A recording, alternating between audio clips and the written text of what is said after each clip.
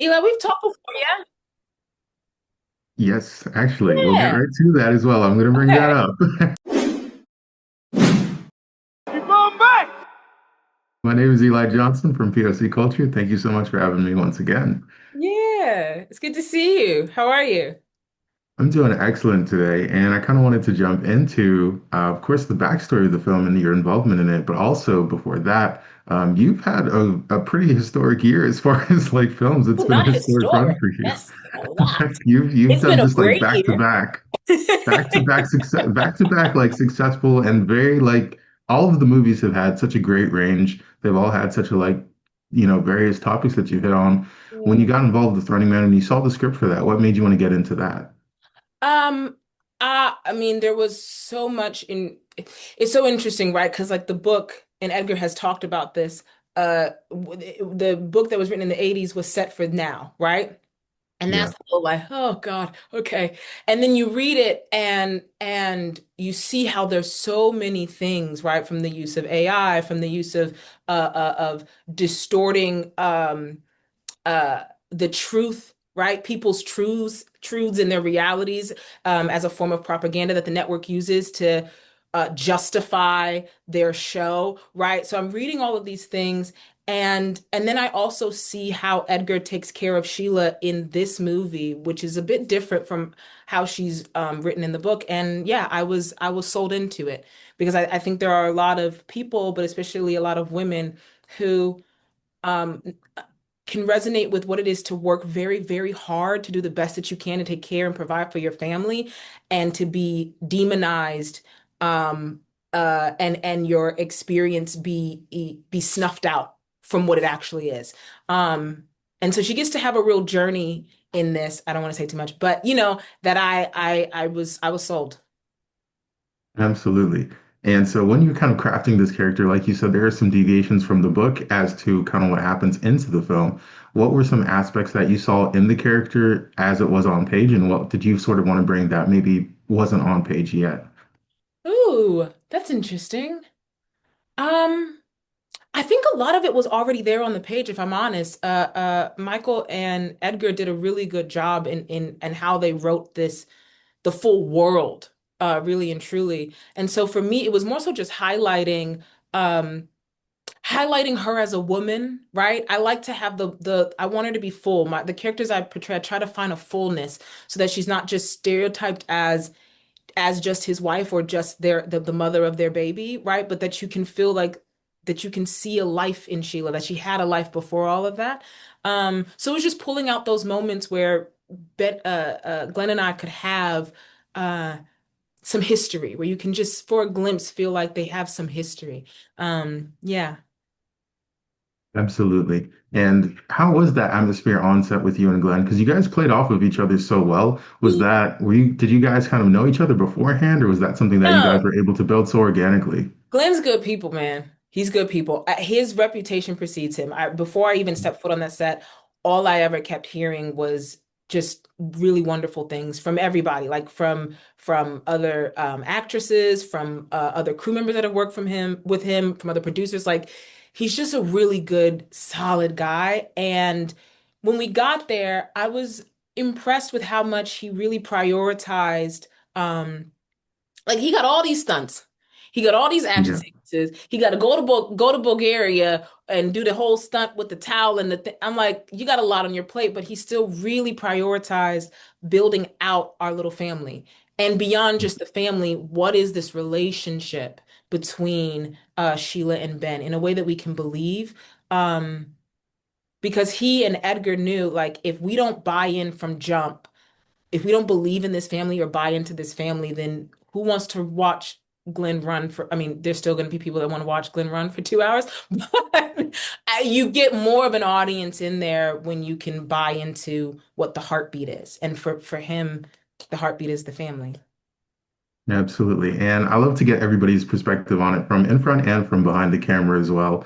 Because I just talked to Daniel as well about what it means to him. And he said it's a bit of an underdog film, but I wanted to get your perspective on, the relevance of Running Man today and what you would like viewers to take away from the film.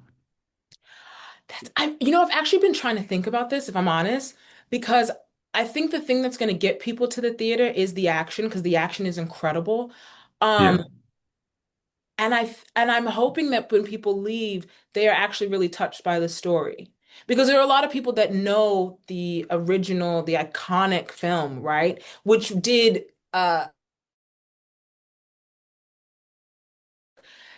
and so I think that the difference here is people are going to get to like fall in love with the fullness of these characters. And then hopefully uh take heed to the warnings that are said repeatedly in the film. You can only hope. We don't tend to listen to sci-fi. Like sci-fi books are notorious for warning us of what's to come, and Yeah. somehow as human beings we still fall into the trap. Um, but yeah, yeah, those are my hopes and takeaways. Absolutely. And thank you so much for your time today. You were just amazing in the film from start to finish. Every scene you were in was a total scene stealer. And once again, you are having a remarkable year overall. And I'm just so Greg Johnson with POCculture.com. Thank you so much for having me. Thank you. Thank you. So first of all, I kind of wanted to get into sort of the backstory of it because this is such a timely film and a timely remake as well. What kind of attracted you to the role? I mean, when I read the book, the scary thing about it is the book's set in 2025. And so I thought that was perfect. And then I love an underdog story, as so many other people do. And this is very much the ultimate David and Goliath underdog story. It's an ode to, you know, the idea of the working class doing whatever they can to protect themselves and their family and trying to make the most out of what they've been given. And I really related to that. I really connected with that. And it's also just really fun. It's really fun. It's really funny. When I read the book and then connected that with Edgar Wright, I thought, okay, we have the perfect combination. Like I'm like of Stephen King and Edgar Wright, you know. I feel like he has such a way of balancing fun and thrills and darkness and light. And I think it's just this is the perfect movie for that. So those are the big things. Absolutely. 100%. And I kind of also wanted to get a little bit of behind the scenes about some of the action sequences because the film is obviously like probably one of the best action films of the year, in my opinion.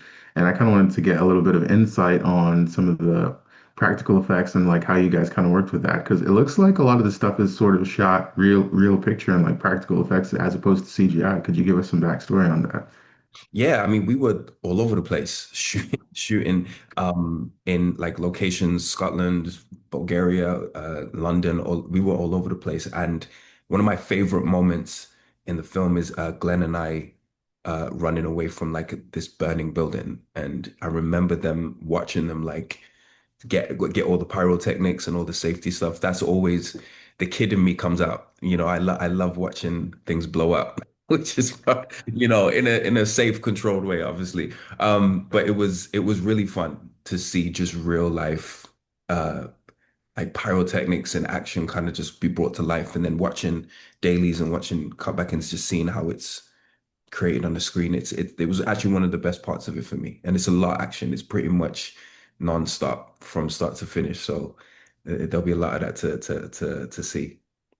So when you kind of watch the film back and everything, which scene, in your opinion, is like the your favorite or like the best one that kind of came together? Even one that you were not in or one that you were in, which one kind of like catches your eye the most? Um, I do have a favorite scene, but it's gonna give a big spoiler. So it's just Or second favorite.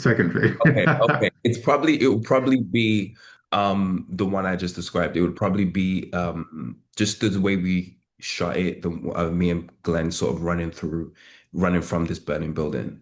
And then Yeah. we have a big action sequence later on that was also a lot of fun to shoot. And I think we shot pieces of that in like three different countries, which was crazy. So Wow. yeah, a lot of fun, like good stunt work, amazing stunt work on this film. I can't sing their praises enough. Our stunt team really, really went to bat for us and made us all look good. So grateful. Amazing. Amazing. And kind of in closing, I always kind of like to get everybody's perspective on it from different sides of the camera. What would you like viewers to take away from the film? Again, it's based upon a book, Stephen King, and then you have such a great cast around it and such a great storytelling. What would you like viewers to take away from the film? I would love for them to take away that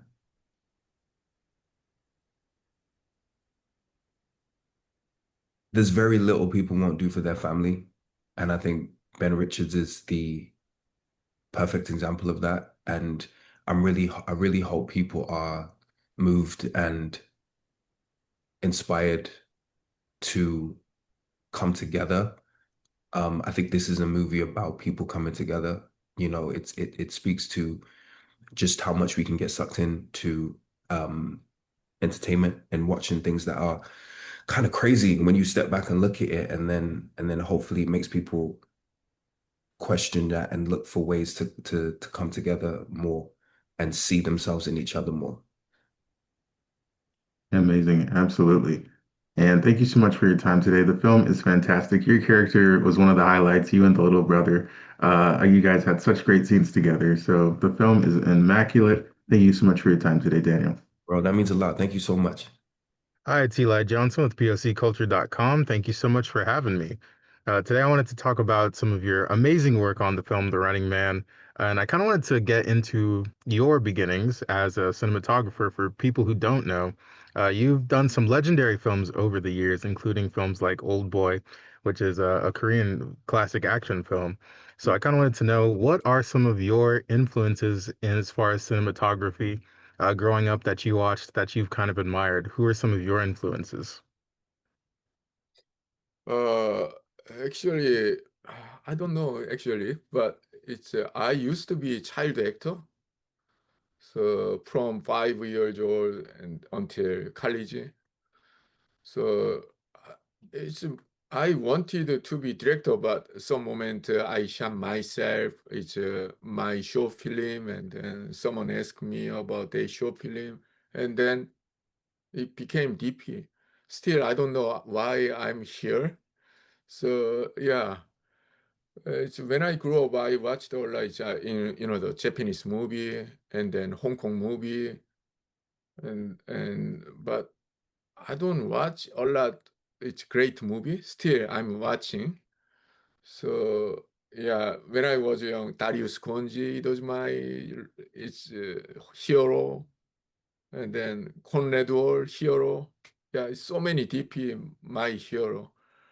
It's I don't know. It's who's my it's, really one hero. So a lot DP. No, I love that. And that's really cool. And I wanted to talk about that a little bit more as well. Edgar Wright kind of reached out to you to be the DP for this film. Could you kind of walk us through the process of how you two got connected and how you decided to take on the project? Yeah, the some director they just make a decision themselves, but some it's other style director they wanna the it's it's all just make together with the DP. So Edgar he's he wanna talk me everything and then make decision together.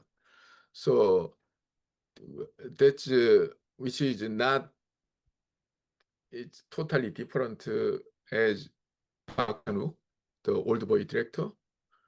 So I was very enjoy because I'm not great DP, so I wanna talk, I wanna understand. So that's why I have to talk a lot with the director. So Edgar is perfect director for me. So yeah, so he share everything, and then he asked me if I have a good idea, he listen. If I have a horrible idea, he pass. So yeah, yeah, it was a great, the collaboration and then friendship together. So yeah, it's a good answer. I think My that's answer. That's fantastic. And I wanted to touch on that too, because I want to say the American style of doing cinematography and filming, especially for action scenes, is very different than the Asian style of directing action scenes. And I think you having bringing some of that influence to the American style really made The Running Man look very unique. And so Yeah. I kind of wanted to get your opinion on the Western style versus sort of the Asian style. Like, what do you think are some of the things that the Asian cinematographers like yourself and so many others do that, is a little bit different than the Americans when you're kind of shooting a film like this? I think it's mostly same, but it's just a couple percentage different. Maybe it's Asia. We more care about story, even though action. So yeah, that's just not just punch it together and then not kicking together. Just what's that? What's the something more? It's motivation. So we more maybe caring about that kind of the mm, it's balance, story and action. Maybe that's something different. For example, Old Boy, you guys, it's like some, it's, the big horror scene. That's not Yeah. just the action, because that's a kind of character, and then lonely. So that's why we made it a long shot. So when I shot Running Man, or even the all action, Edgar is pitch kind of same thing. So yeah, so when he made action with just second unit and then the Edgar and me, always we maybe try. It's not just action. It's a part of a big story in this movie. So Mm. I think it's something now disappoint. My point is not too different, just yeah, little, but I I think it's just yeah. Anyway, especially Edgar is not really crazy different than his Asian action movie. Okay, Anyway, I love that. this is for Edgar. It's first time it's big action movie. Yeah, Yeah. so, No, yeah, great. I love that. I love that. And because you said you guys had a lot of conversations, especially kind of like trading ideas back and forth, and he wanted to get your ideas on things, and you guys Yeah. kind of exchanged ideas. What's one of those moments, one of those ideas that made it to the film that you're especially proud of? Like, is there a sequence or a shot that you really enjoyed yourself? Yeah, I'm not really great at DP because I'm not visually great. Just I try understand the story, everything. So if I understand the story, it's a visual naturally follow. So it's naturally follow, and then so Edgar style is the same thing. So that's I think it's very important for cinematographer. So I don't wanna make it's the story is so but cinema it's the visual is great or story is great but visual is really bad. This is no Yeah. good balance. So uh, Edgar and me, we really focus about the balance. It's a visual, story, speed, music, everything. So that's sometimes very difficult, the more detail. But it's after last night in Soho, I'm very enjoy with his work. It's this time is I'm very enjoy more. Yeah. I love that. And I always like to ask this from people who are like yourself, very creative people. Um, when you're kind of making a film like this and you kind of encounter a challenge, could you kind of give me an example of a challenge that you guys sort of worked out and got over as far as like the filming process goes? Like what was a difficulty that you guys really had to put your ideas together to sort of overcome to get the perfect shot for what you guys wanted to do? Yeah, it's hard to say, but I can say it's kind of chess. So I just yeah move my chess, and then next step, and then Edgar or director they move chess, and then it's kind of playing game. Yeah. So, and then maybe it can be board game, so Jenga. So I can just make one, and next one he make just one. And I think it's all making movie. It's a play game with everyone. So that's why we try to make funny. And then I don't want to make very seriously. So the my base is a lot stupid joking. So and then Edgar, he know about my style, so we joke together, and then some moment, this is good joke, and then we build more. So yeah, so I can say it's playing game. Yeah, I love that so much. And I always also like to ask this question when I'm about to kind of close. If there are any other people who are watching this and they would like to become cinematographers or camera people or get into the industry, what advice would you give somebody else who sort of would like to grow up and sort of do what you do? yeah. I was in film school, but I wasn't a great student because I I didn't watch a lot good movie. So because I'm very lazy, but I just more it's focus about story and then acting. So that's very now it's helping me. So it's I'm not documentary DP. Mm. It's my camera is not CCTV. I have to stay together with the actor and then with the director. So I have to understand them.